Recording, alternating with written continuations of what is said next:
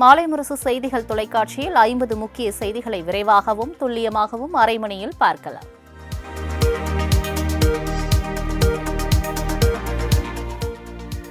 இந்தியாவிலேயே அதிக நிதி அளித்த மாநிலம் என்ற பெருமையை பெற்றது தமிழ்நாடுதான் என்று முதலமைச்சர் மு க ஸ்டாலின் தெரிவித்துள்ளார். ஹிந்தி திணிப்புக்கு எதிராக திமுக தொண்டர்களுக்கு முதலமைச்சர் மு க ஸ்டாலின் கடிதத்தில் சோவியத் யூனியன் சிதைவடைந்து பிரிந்ததில் மொழி ஆதிக்கமும் ஒரு காரணமாக அமைந்தது. தாய்மொழி என்பது ஒரு தேன்குடு, அதில் கை வைப்பது ஆபத்து. கட்டாயமாக ஒரு மொழியை திணித்தால் அது பகை உணர்ச்சிக்கே இடம் கொடுக்கும், நாட்டின் ஒற்றுமைக்கு பாதிப்பை ஏற்படுத்தும். மொழி திணிப்பினதால் பிளவுபட்ட தேசங்களின் வரலாறு நம் பக்கத்திலேயே இருக்கிறது என தெரிவித்துள்ளார்.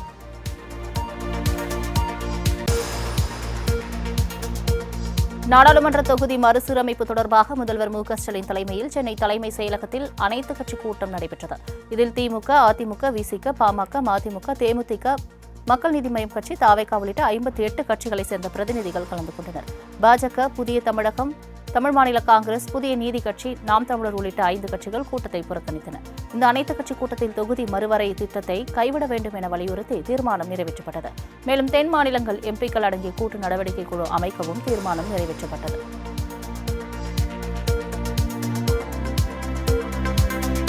தொகுதி மறுசீரமைப்பு தமிழகத்திற்கு மட்டுமல்லாது ஒட்டுமொத்த இந்தியாவுக்கு அபாயகரமான செயல் என முதலமைச்சர் மு க ஸ்டாலின் எச்சரிக்கை விடுத்துள்ளார்.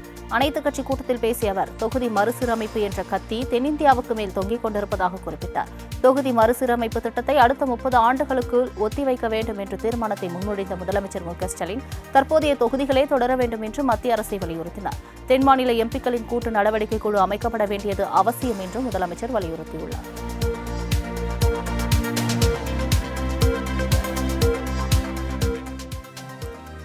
அனைத்துக் கட்சி கூட்டம் என்பதே ஒரு நாடகம் என அதிமுக முன்னாள் அமைச்சர் ஜெயக்குமார் விமர்சித்துள்ளார். அனைத்துக் கட்சி கூட்டத்தில் பங்கேற்ற பின் சென்னை தலைமை செயலகத்தில் செய்தியாளர்களை சந்தித்த அவர் இதனை தெரிவித்தார். மேலும் கச்சத்தீவு விவகாரம் முதல் நீட் தேர்வு வரை அனைத்து உரிமைகளையும் திமுக அரசு மத்திய அரசிடம் விட்டுக் கொடுத்துவிட்டு தமிழகத்தின் அனைத்து உரிமைகளையும் காப்பது போல ஒரு மாயையை உருவாக்கவே இந்த அனைத்துக் கட்சி கூட்டத்தை கூட்டியுள்ளதாக குற்றம் சாட்டினார்.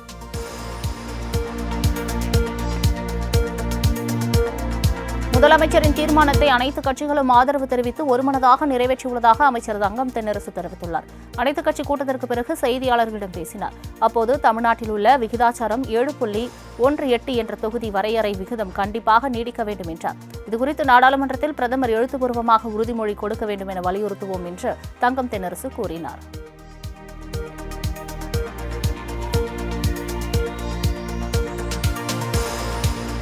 நாடாளுமன்ற உறுப்பினர்கள் அலங்கார பொம்மைகளாக இருப்பதில் என்ன பலன் என தாவேகா தலைவர் விஜய் கேள்வி எழுப்பியுள்ளார்.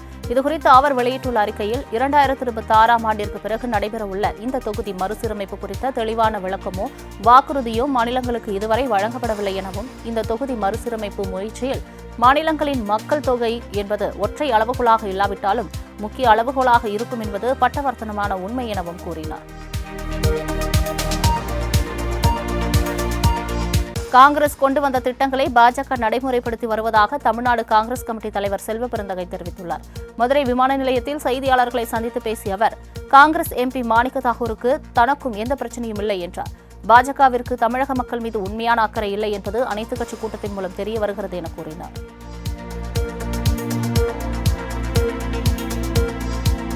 தமிழ்நாட்டை பொறுத்தவரை எந்த கூட்டணியும் நிரந்தரம் கிடையாது என முன்னாள் அமைச்சர் ஆர்.பி. உதயகுமார் தெரிவித்துள்ளார். தென்காசி மாவட்டம் செங்கோட்டையில் ஜெயலலிதா பிறந்தநாள் விழா நலத்திட்ட உதவி வழங்கும் நிகழ்ச்சியில் ஆர்.பி. உதயகுமார் கலந்து கொண்டார். பின்னர் செய்தியாளர்களை சந்தித்து பேசிய அவர், தமிழகத்தின் உரிமைகளை தட்டி பறிக்கின்ற எந்தவித திட்டங்களாக இருந்தாலும் அதை எதிர்க்கின்ற முதல் இயக்கமாக அதிமுக செயல்படும் என்றார்.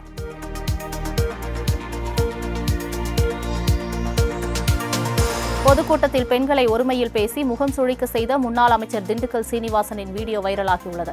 திண்டுக்கல் மாவட்டம் ஒட்டன்சத்திரம் புலியூர்நத்தம் கிராமத்தில் மறைந்த முன்னாள் முதலமைச்சர் ஜெயலலிதாவின் பிறந்தநாள் விழா பொதுக்கூட்டம் நடைபெற்றது. இக்கூட்டத்தில் பேசி திண்டுக்கல் சீனிவாசன் அப்பகுதியில் அமர்ந்திருந்த பெண்கள் மத்திய அரசு இன்னும் 100 நாள் பணம் வழங்கவில்லை எனவும் அதை பற்றி பேச மறுக்கிறார்கள் எனவும் கூறினார். இதனால் ஆத்திரமடைந்த திண்டுக்கல் சீனிவாசன் பெண்களிடம் ஒருமையில் பேசியுள்ளார். மேலும் தொண்டர் ஒருவரையும் அவர் ஒருமையில் பேசிய வீடியோ வைரலாகியுள்ளது.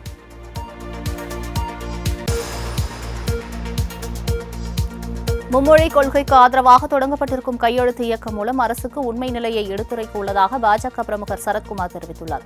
இதுகுறித்து அவர் வெளியிட்டுள்ள அறிக்கையில், பிற தென்னிந்திய மாநிலங்களில் மும்மொழி கொள்கை இருந்தும் தமிழ்நாடு அரசு அதனை ஏற்க மறுத்து இருமொழி கொள்கைக்காக பேசிக் கொண்டிருப்பது நியாயமற்றது என குறிப்பிட்டுள்ளார். மும்மொழிக்கு ஆதரவாக பாஜக சார்பில் சமக்கல்வி இணையதளத்தில் துவக்கப்பட்டுள்ள கையெழுத்து இயக்கத்தில் பெருவாரியாக மக்களை பங்கு பெறச் செய்த ஆதரவு திரட்டவுள்ளதாக குறிப்பிட்டுள்ள அவர், மாணவர்களின் எதிர்காலத்திற்கு எது தேவை என்ற மக்களின் மனநிலையை, உண்மை நிலையை அரசுக்கு எடுத்துரைக்க உள்ளதாகவும் கூறியுள்ளார்.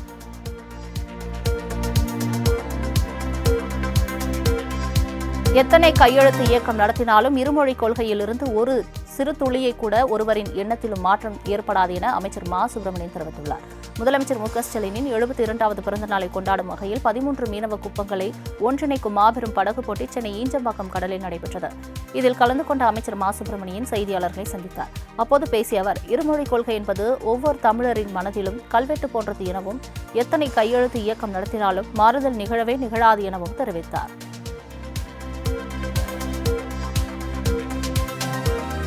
தமிழ்நாடு அரசின் 65 வகையான பள்ளித் திட்டங்கள் என்பது வறுமையின் அடையாளம் அல்ல, பெருமையின் அடையாளம் என திருமாவளவன் தெரிவித்துள்ளார். செங்கல்பட்டு மாவட்டம் திருக்கழுக்குன்றம் அருகே 97,50,000 மதிப்பீட்டில் புதியதாக கட்டப்பட்ட பள்ளி கட்டிடத்தினை விசிக தலைவர் திருமாவளவன் மற்றும் அமைச்சர் அன்பில் மகேஷ் ஆகியோர் ரிப்பன் வெட்டி திறந்து வைத்தனர். இதனைத் தொடர்ந்து பொதுமக்களிடம் பேசிய திருமாவளவன், ஏறத்தாழ 1 கோடி ரூபாய் நிதியை இன்றைக்கு நம்முடைய சட்டமன்ற உறுப்பினருடைய தொகுதி மேம்பாட்டு திட்டத்தில் ஒரு பள்ளிக்கூடத்துக்கு வழங்கியிருப்பது பெருமையாக உள்ளதாக கூறினார்.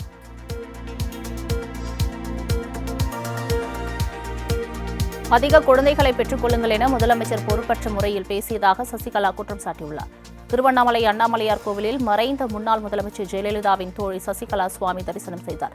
இதனைத் தொடர்ந்து செய்தியாளர்களை சந்தித்த அவர், தமிழ்நாடு மக்களுக்கு தேவையான திட்டங்களை நிறைவேற்றாமல் மத்திய அரசுடன் சண்டை போடுவதை திமுக அரசு குறிக்கோளாக கொண்டுள்ளதாக கடுமையாக சாடினார். மேலும் நிச்சயம் 2026 அதிமுக ஆட்சி அமைக்கும், தேர்தலுக்கு முன் கட்சியை ஒருங்கிணைப்பேன் என தெரிவித்தார்.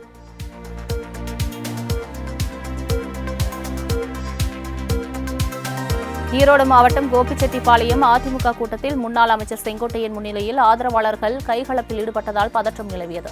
அங்குள்ள மொடச்சூர் தனியார் மண்டபத்தில் அதிமுக செயல் வீரர்கள் கூட்டம் நடைபெற்றது. முன்னாள் அமைச்சரும் கோபி எம்எல்ஏவுமான செங்கோட்டையன் உள்ளிட்ட பலர் இதில் கலந்து கொண்டனர். அப்போது அந்தியூரை சேர்ந்த அதிமுக நிர்வாகி ஒருவர் தமக்கு எந்த கூட்டங்களுக்கும் அழைப்பு வருவதில்லை என கூறி வாக்குவாதத்தில் ஈடுபட்டார். இதனால் நிர்வாகிகளுக்குள் ஏற்பட்ட வாக்குவாதம் கைகலப்பாக மாறியது.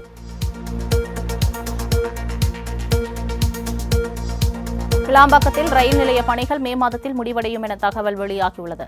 சென்னை நகருக்குள் போக்குவரத்து நெரிசலை குறைக்கும் வகையில் வண்டலூரை அடுத்த கிளாம்பாக்கத்தில் இருந்து அனைத்து வெளியூர் பேருந்துகளும் இயக்கப்பட்டு வருகின்றன.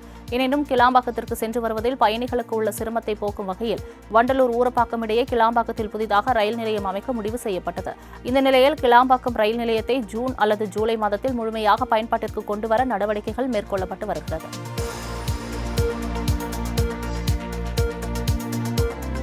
சென்னை எழும்பூரில் இன்றும் நாளையும் நடைபெறும் பராமரிப்பு பணி காரணமாக மின்சார ரயில்கள் தென் மாவட்டங்களுக்கு செல்லும் ரயில் சேவையில் மாற்றம் செய்யப்பட்டுள்ளது. எழும்பூர் கோடம்பாக்கம் ரயில் நிலையங்களுக்கு இடையே நடைபெறவுள்ள பராமரிப்பு பணிகள் காரணமாக ரயில் நிலைய ரயில் சேவையில் மாற்றம் செய்யப்படுவதாக தெற்கு ரயில்வே அறிவித்துள்ளது.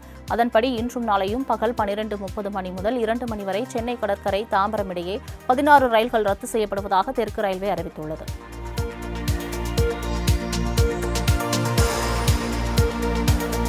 அமைச்சர் செந்தில் பாலாஜி மீதான சட்டவிரோத பணப்பரிமாற்ற வழக்கில் சாட்சிகளிடம் விசாரணை நடத்த அமலாக்கத்துறைக்கு சென்னை முதன்மை அமர்வு நீதிமன்றம் அனுமதி அளித்துள்ளது. கடந்த 2011, 2015 ஆண்டுகளில் அரசு வேலை வாங்கித் தருவதாக கூறி மோசடியில் ஈடுபட்டதாக அமைச்சர் செந்தில் பாலாஜி மீது மத்திய குற்றப்பிரிவு போலீசார் வழக்கு பதிவு செய்தனர். இதன் அடிப்படையில் சட்டவிரோத பணப்பரிமாற்றத்தினால் ஈடுபட்டதாக அமைச்சர் செந்தில் பாலாஜிக்கு எதிராக அமலாக்கத்துறை வழக்கு பதிவு செய்தது. இது தொடர்பான வழக்கில் அடுத்தடுத்த சாட்சிகளிடம் விசாரணை நடத்த அமலாக்கத்துறை வைத்த கோரிக்கையை ஏற்று வழக்கின் விசாரணையை மார்ச் 12ஆம் தேதிக்கு ஒத்திவைத்தார்.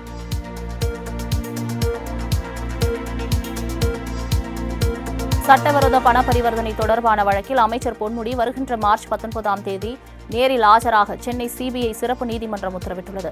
சட்டவிரோத பணப்பரிமாற்ற தடை சட்டத்தில் திமுக முன்னாள் MP Gautham Sigamani, KS Raja, Mahendran, V. Jayachandran, KS Sadanandam, Gopinath மற்றும் KS பிசினஸ் ஹவுஸ் நிறுவனம் ஆகிய 6 பேருக்கு எதிராக அமலாக்கத்துறை சார்பில் சென்னை சிபிஐ நீதிமன்றத்தில் 90 பக்க குற்றப்பத்திரிகையை அமலாக்கத்துறை தாக்கல் செய்தது. இந்த கூடுதல் குற்றப்பத்திரிகை விசாரணைக்கு எடுத்துக்கொண்டு சிபிஐ சிறப்பு நீதிமன்ற நீதிபதி பொன்முடி மற்றும் கௌதம சிகாமணி, அசோக் சிகாமணி உள்ளிட்டோர் மார்ச் 19ஆம் தேதி நேரில் ஆஜராக சம்மன் அனுப்ப உத்தரவிட்டார்.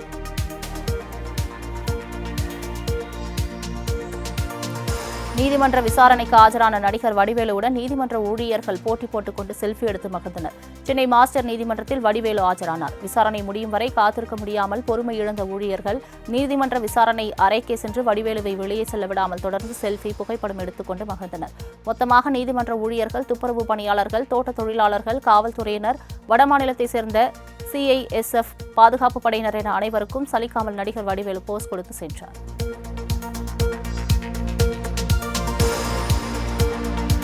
லண்டனில் சிம்போனி இசையை வெளியிடுவது எனது பெருமை அல்ல, நாட்டின் பெருமை. இன்கிரெடிபிள் இந்தியா மாதிரி நான் இன்கிரெடிபிள் இளையராஜா என தெரிவித்துள்ளார். லண்டனில் வருகிற 8ஆம் தேதி சிம்போனி இசை நிகழ்ச்சியை இசைஞானி இளையராஜா நடத்த உள்ளார். லண்டன் செல்வதற்காக சென்னை விமான நிலையம் வந்த இளையராஜா செய்தியாளர்களை சந்தித்தார். அப்போது புதிய சிம்போனியை வெளியிடுவதற்காக இசை கலைஞர்களும் உலகிலேயே தலைசிறந்த இசைக்குழுவான ராயல் பில்ஹார்மோனிக் ஆர்கெஸ்ட்ரா லண்டன் அவர்கள் வாசித்து ரசிகர்கள் எல்லாம் கேட்டு மகிழ்ந்து இந்த இசையை வெளியிட இருப்பதாக தெரிவித்தார். காஞ்சிபுரத்தில் தொடர் போராட்டத்தில் ஈடுபட்டு வரும் தொழிலாளர்கள் நாளை பணிக்கு செல்ல இருப்பதாக அறிவித்துள்ளனர். ஸ்ரீபெரும்புத்தூரில் செயல்படும் சாம்சங் நிறுவனத்தை கண்டித்து தொழிலாளர்கள் தொடர் போராட்டத்தில் ஈடுபட்டு வருகின்றனர். பலதரப்பட்ட பேச்சுவார்த்தை நடத்தப்பட்டும் தோல்வி அடைந்த நிலையில் மன்னிப்பு கடிதம் அளித்தால் மட்டுமே பணிக்கு அனுமதிக்கப்படுவார்கள் என சாம்சங் நிர்வாகம் சார்பில் தெரிவிக்கப்பட்டது. இந்நிலையில் நாளை முதல் அனைத்து தொழிலாளர்களும் பணிக்கு வருகிறோம் என்ற கடிதத்தை எடுத்துக்கொண்டு தொழிலாளருக்கு செல்ல உள்ளனர்.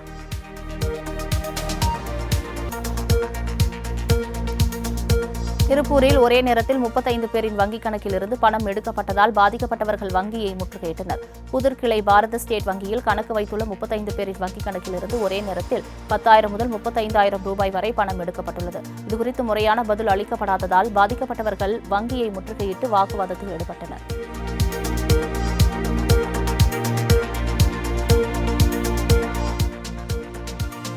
இந்தியாவில் சுற்றுப்பயணம் மேற்கொண்டுள்ள ஜப்பானிய தொழிலதிபர்கள் பிரதமர் மோடியை சந்தித்தனர். இந்த சந்திப்பின் போது இந்தியாவில் ஜப்பானிய தொழில் நிறுவனங்களை விரிவுபடுத்துவது, make in India make for the world திட்டத்தை மேம்படுத்தி இந்தியாவில் தொழில் உற்பத்தியை ஊக்கப்படுத்துவது குறித்து ஆலோசனை நடத்தினார். இந்தியா, ஜப்பான் இடையேயான பொருளாதார இணைப்பை மேலும் வலிமைப்படுத்துதல் குறித்தும் பிரதமர் மோடி ஜப்பானிய தொழிலதிபர்கள் ஆலோசனை நடத்தினர்.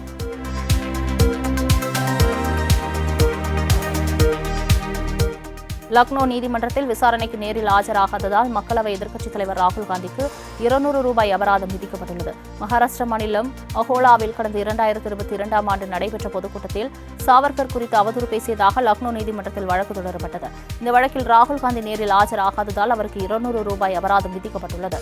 இதனிடையே சாவர்கர் குறித்த சர்ச்சைக்குரிய பேச்சு தொடர்பாக ராகுல் காந்தி நேரில் ஆஜராக புனே நீதிமன்றம் விலக்கு அளித்திருந்தது குறிப்பிடத்தக்கது. ராஜஸ்தானில் ஓட்டல் ஒன்றில் பில் கொடுக்கும்போது மாரடைப்பால் இளைஞர் ஒருவர் சரிந்து விழுந்து உயிரிழந்த சம்பவம் பரபரப்பை ஏற்படுத்தியுள்ளது. ராஜஸ்தான் மாநிலம் ராஜ்சமந்தில் நகராட்சி மன்ற துப்புரவு பணியாளராக பணிபுரிந்தவர் 27 வயதான சச்சின் கடந்த சனிக்கிழமை அன்று அப்பகுதியில் உள்ள உணவகம் ஒன்றில் சாப்பிட்டு முடித்ததும் பில்லுக்கு பணம் கொடுக்க கவுண்டரை நோக்கி சென்றார். அப்போது தனது பணப்பையிலிருந்து பணத்தை எடுக்க முயன்றார். ஆனால் அந்த நேரத்தில் அவர் திடீரென கவுண்டரில் சரிந்து விழுந்து பரிதாபமாக உயிரிழந்தார்.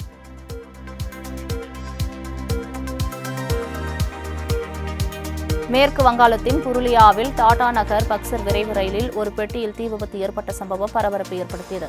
சாரா மற்றும் குஸ்டூர் நிலையங்களுக்கு இடையில் ரயில் வந்து கொண்டிருந்த போது ஒரு பெட்டியில் உள்ள கழிப்பறையில் தீ விபத்து ஏற்பட்டுள்ளது.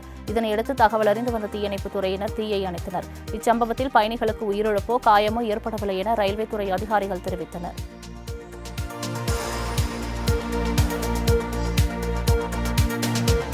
நீட் நுழைவுத் தேர்வுக்கு விண்ணப்பிக்க நாளை கடைசி நாள். 2025-26 கல்வியாண்டுக்கான நீட் நுழைவுத் தேர்வு மே மாதம் 4ஆம் தேதி நடைபெறவுள்ளது.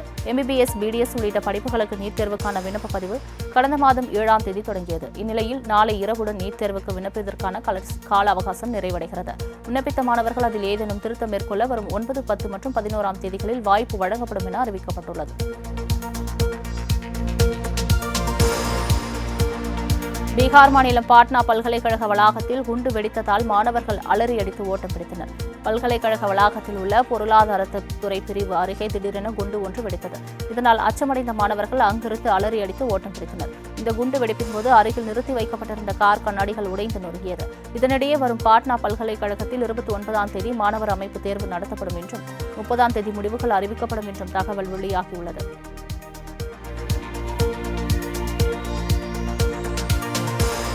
தனியார் மருத்துவமனைகளில் கட்டணம் என்ற பெயரில் நோயாளிகள் சுரண்டப்படுவதை தடுக்க கொள்கை முடிவுகள் எடுக்க வேண்டும் என மாநில அரசுகளுக்கு உச்சநீதிமன்றம் அறிவுறுத்தியுள்ளது.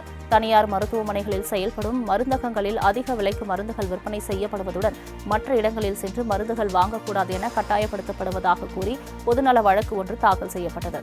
இதனை விசாரணைக்கு எடுத்துக்கொண்ட நீதிபதி சூரியகாந்த் தலைமையிலான அமர்வு நோயாளிகள் பாதிக்கப்படாதவாறு மாநில அரசுகள் நடவடிக்கை எடுக்க வேண்டும் என அறிவுறுத்தினர்.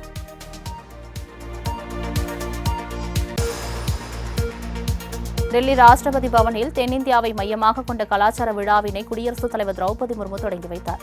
இந்தியாவின் பாரம்பரியத்தின் பெருமையை வளர்க்கும் நோக்கத்துடன் நடைபெறும் இந்த கலாச்சார விழா இன்று முதல் வரும் 9ஆம் தேதி வரை நடைபெறவுள்ளது. இதனை தொடங்கி வைத்து பேசிய குடியரசுத் தலைவர் திரௌபதி முர்மு, இதுபோன்ற நிகழ்வுகள் மூலம் திறமையான கைவினைஞர்கள், நெசவாளர்கள், பாடகர்கள் பிறருக்கு தங்கள் கலையை முன்வைக்கும் ஒரு நல்ல வாய்ப்பை வழங்குவதில் மகிழ்ச்சியடைவதாக தெரிவித்தார்.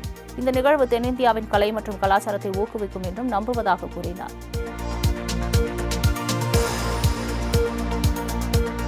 3 மொழிகள் அல்ல பல மொழிகளை ஊக்குவிப்பேன் என ஆந்திர மாநில முதலமைச்சர் சந்திரபாபு நாயுடு தெரிவித்துள்ளார். மும்மொழிக் கொள்கை விவகாரம் தொடர்பாக செய்தியாளர்களை சந்தித்த அவர், அறிவு வேறு, மொழி வேறு, ஒவ்வொரு பல்கலைக்கழகத்திலும் சர்வதேச மொழிகள் உட்பட 10 மொழிகளை ஊக்குவிக்க உள்ளேன். மாணவர்கள் அங்கு சென்று படிக்கலாம், வேலை செய்யலாம், அவர்களுக்கு உங்கள் சேவை தேவை. நான் 3 மொழிகள் அல்ல பல மொழிகளை ஊக்குவிப்பேன் என தெரிவித்தார். ஹிந்தி கற்றுக்கொள்வது நல்லது, அதனால் நாம் மக்களுடன் எளிதாக பழக முடியும் என்று கூறினார்.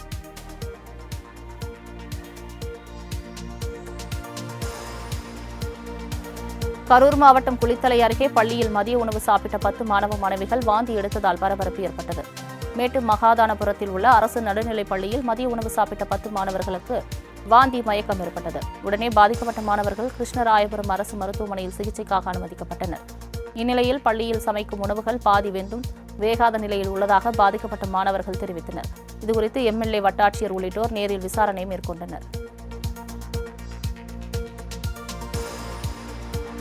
வரதட்சணை கேட்டு மனைவியை கொலை செய்த கணவருக்கு ஆயுள் தண்டனை விதித்து நாமக்கல் நீதிமன்றம் உத்தரவிட்டுள்ளது.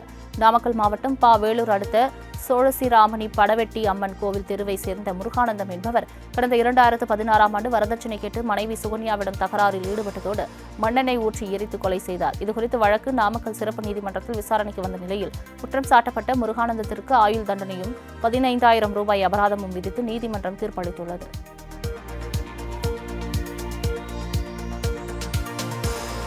தூத்துக்குடியில் காலி பணியிடங்களை நிரப்ப வலியுறுத்தி அங்கன்வாடி ஊழியர்கள் ஆட்சியர் அலுவலகம் நுழைவாயில் முன்பு சாலை மறியலில் ஈடுபட்டனர்.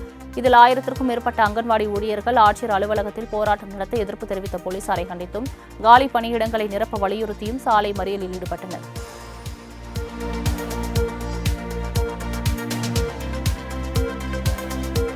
கிருஷ்ணகிரியில் தமிழக விவசாயிகள் சங்கத்தின் சார்பில் கண்டன ஆர்ப்பாட்டம் நடைபெற்றது. டெல்லியில் விவசாயிகளின் கோரிக்கைகளை நிறைவேற்றக் கோரி நடைபெறும் உண்ணாவிரத போராட்டத்தை மத்திய அரசு உடனடியாக முடித்து வைக்க வலியுறுத்தி கண்டன ஆர்ப்பாட்டம் நடைபெற்றது. இதில் தமிழக விவசாயிகள் சங்கத்தின் மாநில தலைவர் கலந்து கொண்டு பின்னர் செய்தியாளர்களை சந்தித்தார். அப்போது விவசாயிகளின் உற்பத்தி செலவை கணக்கிட்டு அதில் 50% லாபம் வைக்க வேண்டும் உள்ளிட்ட பல்வேறு கோரிக்கைகளை முன்வைத்தார்.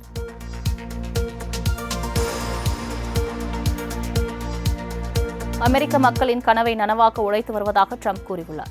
அமெரிக்காவின் 47வது ஜனாதிபதியாக டொனால்டு ட்ரம்ப் கடந்த ஜனவரி மாதம் பதவியேற்றதற்கு பின்னர் நாடாளுமன்றத்தில் முதல் முறையாக உரையாற்றினார். எதிர்க்கட்சிகளுடன் கடும் அமளிக்கிடையே ஜனாதிபதி ட்ரம்ப் பேசினார்.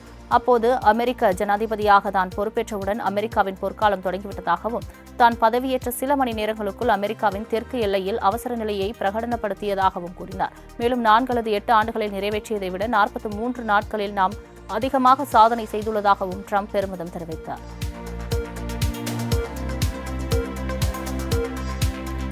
இந்தியா, சீனா உள்ளிட்ட நாடுகளின் மீதான பரஸ்பர வரி ஏப்ரல் 2ஆம் தேதி முதல் அமலுக்கு வருவதாக அமெரிக்க அதிபர் ட்ரம்ப் தெரிவித்துள்ளார். கனடா, மெக்சிகோ நாடுகளின் இறக்குமதிக்கான புதிய வரி அமலுக்கு வந்துள்ள நிலையில் இப்போது புதிய பரஸ்பர வரியை விதிப்பதாக ட்ரம்ப் தெரிவித்துள்ளார். அமெரிக்க காங்கிரஸில் நடந்த முதல் கூட்டறையின் போது பேசிய அவர், இந்தியா 100%க்கும் அதிகமான வரிகளை வசூலிக்கிறது. சீனா, இந்தியா உள்ளிட்ட நாடுகள் அமெரிக்க இறக்குமதிக்கு அதிக வரி வசூலிப்பது போல தாங்களும் பரஸ்பர வரி வசூலிக்க உள்ளதாக தெரிவித்துள்ளார். இதற்கு கனடா, சீனா உள்ளிட்ட நாடுகள் கண்டனம் தெரிவித்து வருகின்றனர்.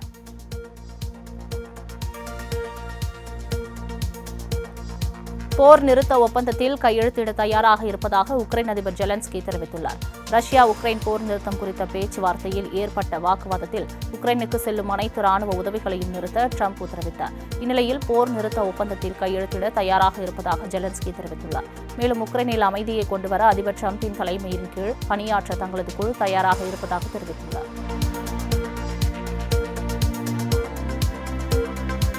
அமெரிக்கா போரை விரும்பினால் சீனா இறுதி வரை போராட தயாராக இருப்பதாக அமெரிக்காவின் சீன தூதரகம் தெரிவித்துள்ளது. இதுகுறித்து எக்ஸ் பக்கத்தில் பதிவிட்டுள்ள சீன தூதரகம், பென்டகன் விவகாரத்தில் அமெரிக்கா உண்மையிலேயே தீர்வு காண விரும்பினால் அமெரிக்கா தங்களுடன் ஆலோசனை நடத்த வேண்டும் என தெரிவிக்கப்பட்டுள்ளது. மாறாக போரை விரும்பினால் நாங்களும் போருக்கு தயாராக இருப்பதாகவும் குறிப்பிட்டுள்ளார்.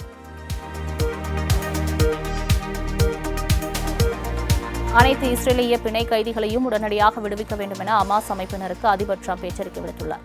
இஸ்ரேல் மற்றும் பாலஸ்தீனத்தின் காசா முனையை நிர்வகித்து வரும் ஹமாஸ் அமைப்பினர் இடையிலான போர் 15 மாதங்களுக்கு பின் போர் நிறுத்த ஒப்பந்தம் மூலம் கடந்த ஜனவரி 19 முடிவுக்கு வந்தது. இந்நிலையில் தங்களிடம் மீதமுள்ள அனைத்து இஸ்ரேலிய பிணைய கைதிகளையும் உடனடியாக விடுவிக்க வேண்டும் என ஹமாஸ் அமைப்பினருக்கு அமெரிக்க அதிபர் டொனால்டு டிரம்ப் கடைசி எச்சரிக்கை விடுத்துள்ளார். இஸ்ரேல் புதிய ராணுவ தளபதியாக இயல் சமீர் பதவியேற்றுக் கொண்டார். இஸ்ரேல் ராணுவ தளபதியாக செயல்பட்டு வந்த ஹஸ்ஸி ஹலீவி ஹமாஸ் ஆயுதக்குழு நடத்திய பயங்கரவாத தாக்குதலுக்கு பொறுப்பேற்று தனது பதவியை ராஜினாமா செய்தார். ஆனால் ஹமாஸுக்கு எதிரான போர் நீடித்து வந்ததால் தொடர்ந்து அவர் பதவியில் இருந்தார். அதேவேளை மார்ச் 5ஆம் தேதியுடன் ராணுவ தளபதி பதவியிலிருந்து விலகுவதாக ஹஸ்ஸி ஹலீவி தெரிவித்துள்ளார். இதனையடுத்து புதிய ராணுவ தளபதியை தேர்ந்தெடுக்க இஸ்ரேல் அரசு ஆலோசனை மேற்கொண்டது. அதன்படி புதிய ராணுவ தளபதியாக இயல் சமீர் தேர்ந்தெடுக்கப்பட்டார். பெல்ஜியம் தலைநகர் புருசெல்ஸ் நகரில் ஐரோப்பிய யூனியன் தலைவர்கள் கூட்டம் இன்று கூடுகிறது. இந்த கூட்டத்தில் உக்ரைனுக்கு அளிக்க வேண்டிய ஆதரவு மற்றும் ஐரோப்பா பாதுகாப்பு குறித்து ஆலோசனை நடத்தப்பட உள்ளது. இதனிடையே ஐரோப்பிய யூனியன் தலைவர்கள் கூட்டம் நடைபெறும் அரங்கம் அருகே பெரிய அளவிலான உக்ரைன் தேசிய கொடியை விரித்து ஏராளமான ஆர்வலர்கள் ஆதரவு தெரிவித்துள்ளனர். ஐசிசி சாம்பியன்ஸ் கோப்பை கிரிக்கெட் தொடரின் அரையிறுதிப் போட்டியில் 50 ரன்கள் வித்தியாசத்தில் தென்னாப்பிரிக்காவை வீழ்த்தி நியூசிலாந்து அணி அபார வெற்றி பெற்று இறுதிப் போட்டிக்கு முன்னேறியுள்ளது. இந்த போட்டியில் முதலில் ஆடிய நியூசிலாந்து அணி 50 ஓவர்களில் 6 விக்கெட்களை இழந்து 362 ரன்களை குவித்தது. இதனையடுத்து 363 ரன் எடுத்தால் வெற்றி மட்டுமின்றி இறுதிப் போட்டிக்கும் முன்னேறலாம் என்று இலக்குடன் களமிறங்கிய தென்னாப்பிரிக்கா அணி 50 ஓவர்கள் முடிவில் 9 விக்கெட்கள் இழப்புக்கு 312 ரன்கள் மட்டுமே எடுத்தது. இதனால் 50 ரன்கள் வித்தியாசத்தில் தென்னாப்பிரிக்காவை வீழ்த்தி நியூசிலாந்து அணி வெற்றி பெற்று இறுதிப் போட்டிக்கு முன்னேறியுள்ளது. வரும் 9ஆம் தேதி நடைபெறவுள்ள இறுதிப் போட்டியில் நியூசிலாந்து அணி இந்திய அணியுடன் மோத உள்ளது.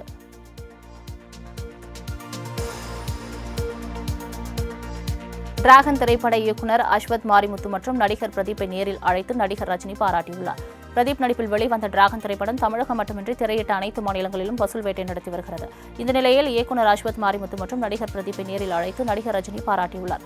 வாட்டர் ரைட்டிங் ஃபென்டாஸ்டிக் என ரஜினி பாராட்டி வளர்த்தியுள்ளதாகவும் தனது கனவு நிறைவேறிய நாள் இன்று எனவும் அஸ்வத் தனது எக்ஸ் தள பக்கத்தில் நிகழ்ச்சியுடன் குறிப்பிட்டுள்ளார்.